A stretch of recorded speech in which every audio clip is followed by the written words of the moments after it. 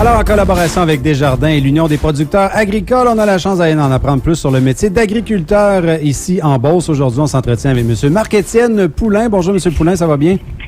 Oui, vous? Très bien, merci. Donc, vous êtes de quel endroit et quelle est votre production? Je viens de Saint-Joseph-de-Beauce.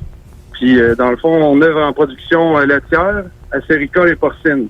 Oh, quand même, vous en avez beaucoup. Donc, expliquez-nous un peu, là, pour ce qui est des vaches laitières, comment ça fonctionne, quel type de vaches vous avez? Nous autres, on a des vaches Holstein. Okay. On a à peu près 80 vaches en lactation, puis on a 2 robots de traite pour faire la traite des vaches. Donc ça, c'est le fun, parce que ça se fait quasiment tout automatisé, là, pour ce qui est des... C'est les vaches elles-mêmes qui se rendent à l'étable pour se faire traire, c'est ça? Oui, c'est ça. Ben, les vaches, dans le fond, ils sont toujours dans l'étable, puis ils ont accès aux robots quand ils en ont envie. Puis on réussit quand même à bien leur montrer leur routine, tout ça? Oui, les vaches s'habituent quand même assez vite. Là. C'est des animaux très routiniers. Là. Mm-hmm. Fait que dans le fond, les vaches, ils s'habituent assez bien à ça. Si on y va avec votre routine un peu, là, mis à part le train-train quotidien que vous avez, ça se passe comment une journée pour vous? C'est beaucoup de de tâches différentes d'une journée à l'autre. C'est sûr qu'il y a des choses qu'on fait à tous les jours, là, comme certains entretiens au robot, certaines manipulations avec les vaches. Sinon, il y a souvent des imprévus. On travaille avec du vent, fait que on sait jamais comment la journée peut aller des fois. Si on y va avec, vous avez également, vous dites, production porcine, c'est quand même pas mal différent? Oui. Oui, les cochons, là, dans le fond, ça, c'est vraiment différent, comme vous avez dit, là. C'est vraiment de la petite surveillance. Puis sinon, là, on vaccine les cochons, on jeûne, puis c'est ça. Ça prend combien de temps environ, un petit porcelet, jusqu'à ce qu'on puisse l'envoyer à l'abattoir?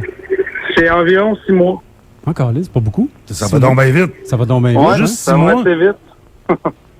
Fait que vous faites 2 productions minimum par année que vous pouvez ensuite envoyer à l'abattoir, c'est ça? Oui, c'est ça. On fait 2 rotations. Là. Justement, ces temps-ci, on est là-dedans. Là. On va recevoir des porcelets demain, justement. OK. Donc, vous recevez, vous les reproduisez pas directement à la ferme? Non, c'est ça. Nous autres, dans le fond, on fait de l'engraissement. Okay. Fait qu'on achète des porcelets, puis on les engraisse dans le fond. Et au niveau des ventes, pour revendre le porc actuellement, est-ce que ça va bien? Parce que je sais qu'il y avait eu des complications aussi là, avec les porcs de l'Ontario, Alimel, tout ça. Est-ce que ça va bien pour l'instant? Ah, ben, c'est assez... c'est tout le temps des up and down, là, dans le porc, là. C'est jamais pareil. Là. Nous, dans le fond, on est dans un pool pour se protéger du prix. Fait que, dans le fond, à la fin de l'année, on est avec d'autres producteurs dans ce pool-là, puis dépendamment du prix qu'on a reçu par rapport au prix du pool, ben on a un ajustement, là. Fait que ça nous permet d'avoir un prix plus stable, là, avec le pool. Et j'imagine, en vous diversifiant aussi, en ayant le porc, vache, également d'autres productions, ça limite aussi votre risque par rapport à un élément là, qui pourrait un peu tout bousiller vos plans pour la prochaine année. Oui, c'est sûr, là, ça paraît. Là, on a quand même 3 productions. C'est quoi le plus gros défi des 3 productions? Le plus dur peut-être. Je sais qu'on a beaucoup de normes, hein, donc au Québec, on a les normes les plus élevées en matière de lait, en matière de production, mais est-ce que ça représente des défis supplémentaires pour vous? Ben, c'est sûr que les normes au niveau du bien-être animal puis environnemental, ça peut représenter beaucoup de travail, mais tu sais, aujourd'hui, ça fait quand même quelques années qu'il y a des normes qui ont été établies, là, fait que ça devient un peu routinier pour nous là, de répondre à ces normes-là. Oui, allez-y. Ben, j'allais dire, pour ce qui est du plus gros défi, là, c'est quand même dur de répondre à cette question-là. Là. Nous, on n'a pas vraiment d'enjeu de main-d'œuvre, là, mais je sais que pour certaines entreprises, là, c'est un gros défi, ça, là, comme tout le monde. Mm-hmm. Si on regarde au niveau de la relève entrepreneuriale, c'est un peu ce qu'on a discuté dans les dernières années. C'est de plus en plus difficile, d'acquérir des fermes ou encore la passer éventuellement lorsqu'on veut le transférer à nos enfants. Est-ce qu'on commence déjà à planifier ça en tant que jeune entrepreneur? Ben moi, en ce moment, j'ai 23 ans. Puis on est justement là dans un processus de transfert. Là. Moi, l'entreprise, elle appartient à la base à mon père avec son frère, mon oncle.